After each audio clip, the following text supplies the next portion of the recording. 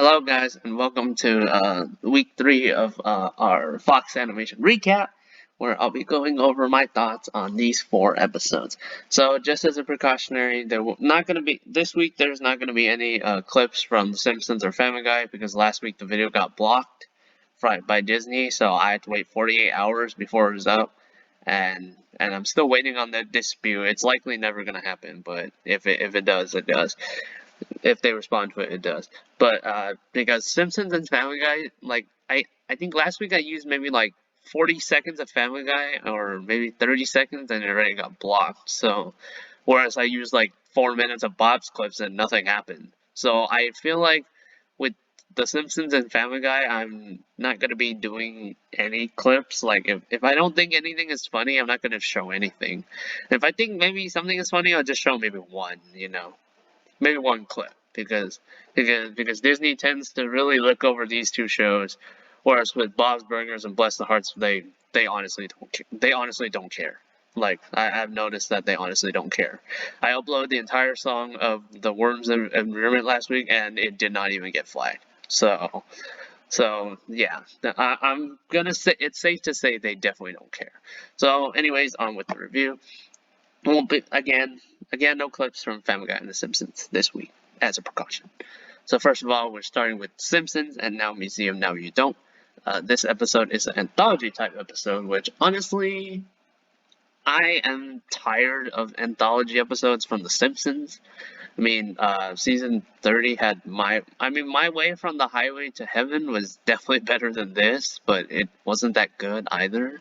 I guess it was decent. I mean, this is like mediocre. Like the pacing of these episodes of anthologies. The problem is with Simpsons, it's just way too fast. And I mean, it feel and like it has that sort of sketch comedy sort of feel. So like the stories don't really. I mean, I guess some people said it was a crash course in history, but I just felt like everything was a little too fast for like really anyone to understand. I guess there were some good jokes like Milhouse being called mediocre or something in the first act. I liked seeing the in the third anthology. Mr. Burns says, "Release the hounds," and they end up being on the 66th floor of his tower. Honestly, that was funny to me. I'm trying to think of any more, but honestly, it's just so forgettable. I don't really even remember anything about this episode, really. I mean, like, I guess. Oh, I guess I sort of forgot the the Maggie. The short Maggie segment was pretty funny. Uh, the short Maggie segment is pretty funny. It was basically Maggie is Cupid, and Homer and Marge are in love on a boat in the ocean. And Maggie actually shoots Homer with death arrows, and he ends up going to heaven. But then the stairs change, so he goes to hell. And he's like, "Damn it!" Or Doe. I think it was Doe, but it might be damn. I don't remember. But it was really, that was honestly hilarious. But yeah, that's pretty much all I can think. I mean, honestly, I didn't. I thought like I mean, the Frida Kahlo one was fine, but the Lisa one was okay. But the second one about Bart was just boring. I mean, really all of them were boring, but I think the Bart one was probably the worst one because really nothing happened. So overall, I'd say, yeah, I this one is like it's watchable, but it's just boring. It's mostly really boring. I mean, if you're a Simpsons fan, if you're a hardcore Simpsons fan and you're looking to check out a modern episode, this one's not it. Check out iCarambus instead. Everything good about that episode is absent here. I mean, iCarambus has this sort of feel because it is a retelling of a story. But iCarambus just had better pacing. I definitely like how they didn't. It has the anthology style format, but it's not a true anthology. And iCarambus just had a lot of better jokes and stuff like that too. Even if iCarambus wasn't perfect, I thought it was just definitely better than this. So again, if you want to watch every episode, this one will suit your palate. This one will suit your palate. Like, it's okay, but really nothing more. Now we go on to Bless the Hearts and My Best Frenda. So this episode sees Jenny become a host for the food and drinks at the annual Ladies of Greenpoint meeting. To which and because she wants, and because she takes it for extra pay, Brenda starts to act sort of, I don't know how you say it, like she starts to lose her respect for Jenny because Brenda doesn't like those types of people. Brenda doesn't like the upper class rich type of people. She thinks they're too stuck up, and I mean, when she finds out Jenny's only doing it for money, their friendship is sort of put at a strain. There's two little subplots that meet up in the end. So Betty decides to get cosmetic surgery because in the cold open, after the accident and she was at the scene, after that truck flipped over and Betty was at the scene, the news reporter called her a local grandma, which caused her to be concerned about her appearance, and such she decides to go in for local surgery. But then Marjune, who's one of the ladies of Greenpoint, tells Betty at the gala that Betty doesn't need the cosmetic surgery and she's fine the way she is. And then that one just sort of ends there. I mean, I guess it didn't really overstay its welcome. It was fine. I mean, I didn't think it was needed though. I mean, and then yeah, Violet and Wayne's subplot was definitely better than Betty's. I thought their subplot of looking at people through window washing was pretty funny. You have some of Wayne's thought bubbles. Honestly, that was pretty funny too. They end up meeting up. I mean, their subplot sort of takes place in the setting. I mean, I guess you could say it's sort of like Big Trouble in Little Greenpoint, where all the episodes take place, where the entire episode takes place in a hub-like setting. But I mean, I thought this episode was better than Big Trouble in Little Greenpoint, mainly because I think the story structure is much better. I mean, I said really, I think the only cons with My Best Friend is Betty's subplot is pretty unnecessary to me. It's pretty unnecessary to me. So then Wayne and Violet discover a jewel thief. Well, I mean, they think it's a jewel thief, but it's really just a guy performing in drag. And then, of course, if we go back to, of course, because these three plots are all in the same hub-like setting, I'm gonna go back to the main here. So of course, when Jenny says she's gonna hang out with Brenda and get slushies, she ends up ignoring Brenda's text when the ladies of Greenpoint pick her up, and of course Brenda's ditch.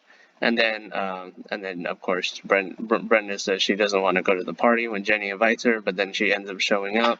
So of course, I mean, and then Brenda wasn't able to go to the party because she showed up unexpected, which I feel. I mean, of course, if Brenda said she didn't want to go, I felt like. I mean, I personally think that she should have. I personally think that Brenda should have, just not go. But I mean, I guess it was sort of to advance the plot. But I mean, I think it sort of could have been handled a little bit better. I mean, as much as I like this episode a lot, it definitely has that sort of. It definitely has that sort of. I guess you could say it's sort of a little forced feel. But I think it pays off in the end with Jenny's apology speech to Brenda when she formally resigns from the Ladies of Greenpoint, because she realizes that Brenda is her true friend and that she shouldn't, sacrifice her friendship for Brenda for money. But I mean, personally, I guess trying to gain quick bucks is fine. It's fine in my opinion. I think Brenda went a little bit overboard, but I mean, this episode does have genuine heart though. It sort of opens a dynamic to Jenny and Brenda that we really haven't sort of seen before, because mainly in earlier episodes, Brenda's more known as a comic relief character. I mean, she's mostly just Jenny's sidekick, but that's pretty much it. I mean, this episode definitely puts more emphasis on Brenda, which I really like, because I really like how this show is going to start putting emphasis on recurring characters. There's going to be an upcoming episode about Bud, who's voiced by showrunner Andy Bobrow, and I think that episode, I think that episode might be really good, man, because we've seen from other shows like The Simpsons or Bob's Burgers that episodes that focus that have sort of emphasis on recurring characters can be good, and I'm really hoping that this is only a start. This is really only a start for season 2 because I have really high expectations for next week. So yeah, I thought this episode was definitely a good one. I sort of overrated the premiere a little bit. I'm not too hot on it as I was now. I mean the premiere is probably like a B plus nowadays, but I think this is definitely the better episode. And it's funny because this episode is actually a holdover from the previous production cycle. So I don't know what that means for the second season productions episodes. Next week's is definitely a second production cycle episode. I have super high expectations for it. I will be so disappointed if it does not score better than this. Honestly, I will be so disappointed in next week. I have such high expectations. Kristen Shaw is going to be in it. It actually has sort of an antagonist in it. They're all concerned in a hubble-like setting. I guess if you really don't want me to be too optimistic about next week's Bless the Hearts Halloween episode, I would say that maybe the problem is there's too many characters, but then it's only 1, 2, 3, 4, 5, 6, 7. It's Jenny, Wayne, Violet, Betty, Violet's friend David, Brenda, and of course Kristen Shaw's character. And I think there's another sidekick of hers too, but when I checked the promotional images, I didn't see anything. And then Mayor Webb and May K. Bueller are going to make minor appearances. So yeah, I thought this is definitely the best episode since Megalo Memories. No doubt, this is definitely the best. It doesn't come as close to being as good as Megalo Memories, not even close. But I think Bless the Hearts viewers will definitely be very impressed with this, or even first time viewers. I honestly think that this episode might be a great introduction to the series. So now we go on forward to Bob's Burgers and Copa-Bob-bana. This episode sees Bob become the temporary chef at Felix Fishoder's new nightclub for a month's free rent while they find a new chef. And of course, Bob agrees because a month's free rent. The Belchers have always been struggling with bills and stuff, and of course, this could be a great break for Bob. Of course, this this is a very overplayed sort of plot, but I mean, it actually works, in my opinion. There's a lot of funny jokes in this episode. We see the return of the fish odors and Mickey. There's also I guess the twist is the twist was sort of expected, but it wasn't but I would say the twist of the episode wasn't like like it really derailed the episode to the point where Family Guy and American Dad episodes, they basically try to use shock humor just to try to get themselves out of it when they really dug themselves in a hole they couldn't get out of. So the episodes like Better Off Meg, even like Boys and Squirrels, even this recent Family Guy episode, Boys and Squirrels, has that same problem.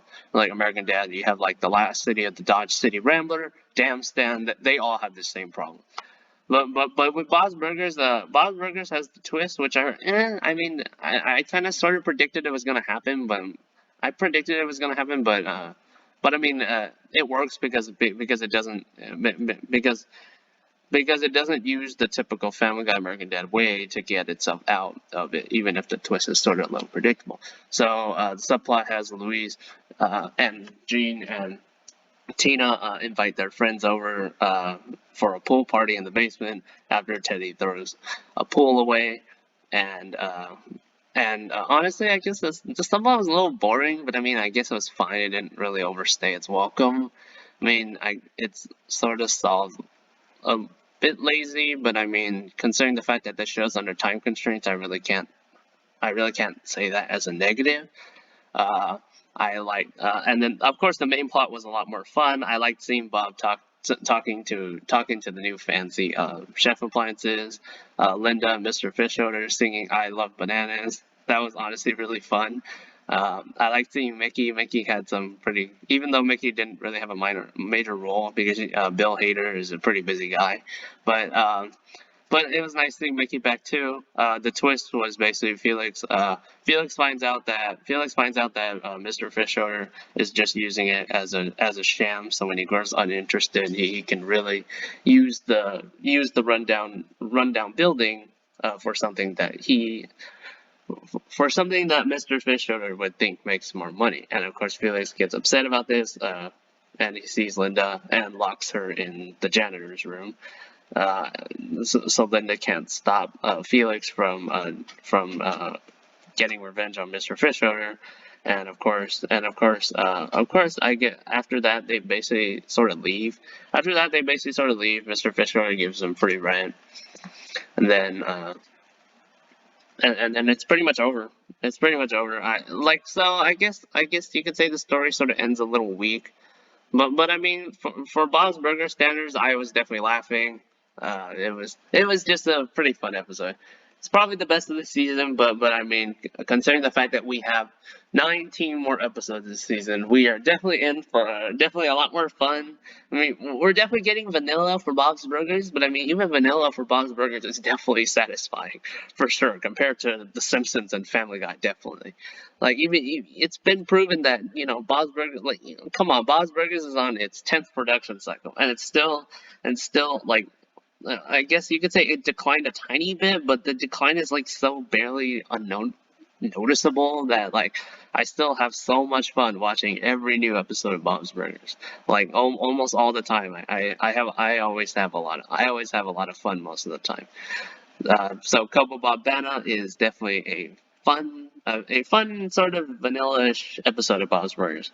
Yeah, it's definitely a little bland and it's been done sort of before, but it does have a lot of laughs. Has a lot of laughs. I enjoyed seeing some returning characters and some sort of dynamics as well. It's definitely one of those episodes, of course, that I recommend for anyone who loves Bob's Burgers, or even just as an introduction to the series. There's many people who haven't seen Bob's Burgers, or didn't give it a chance after season one. Because a lot of people hated the show when it came out. I think a lot of people didn't really start to respect it until maybe season 3 or 4. So I mean, considering the fact that Fox gave the show so much of a chance really shows that you need to give shows like this a chance before they really start. Because I remember seeing comments.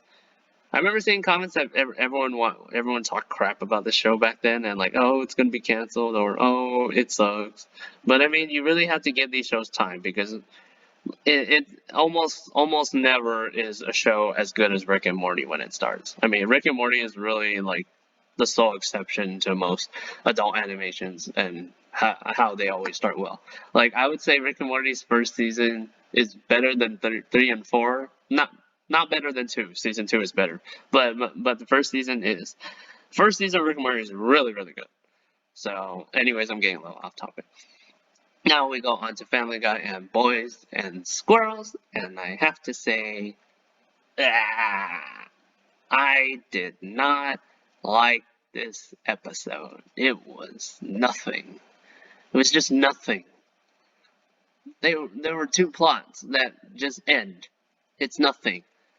It's basically okay. Peter gets a back adjustment after he after he injures himself. Then he becomes 6'5". Then it ends. Then Lois scolds Peter and he shrinks. It's lazy. It's not even funny. And then I'm not even gonna bother talking really about it anymore. It's just forgettable.